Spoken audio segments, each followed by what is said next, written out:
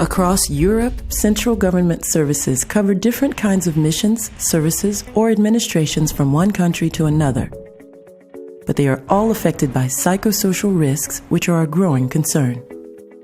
There are various risk factors that can cause high levels of stress, such as dealing with users who are in a difficult or vulnerable situation, time pressure, workload and inadequate resources, lack of cooperation within the organization, job insecurity, discrimination, harassment. Exposure to these risks can have a very damaging psychological and physical health effects for the employee.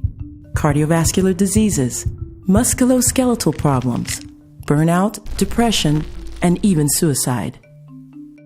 For the functioning of the organization, the effects are high levels of sickness, poor performance, low morale that can increase work errors, higher costs, and potential reputational damage. Psychosocial risks must not be ignored. Central governments must be exemplary in preventing and tackling those risks at work. To this effect, trade unions and employers have produced together the very first European guide especially made for all the stakeholders in central governments. In the guide, you will find a brief reminder of European legislation, an overview of social dialogue agreements on stress and third-party violence, how to carry out risk assessments with employees, and above all, examples of collective and individual solutions which have already been implemented in different countries.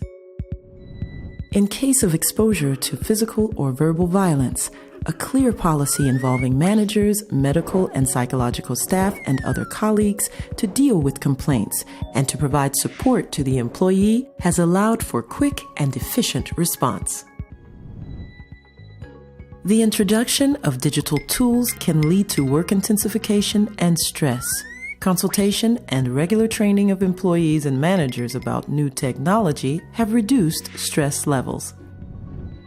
With new technology, employees are potentially connected to their work 24 hours a day. Establishing rules by social dialogue is part of the solution, for example, on the right to disconnect. Beyond these examples, you will find in the guide why and how to introduce in a coherent way a real prevention culture of psychosocial risks in your organization.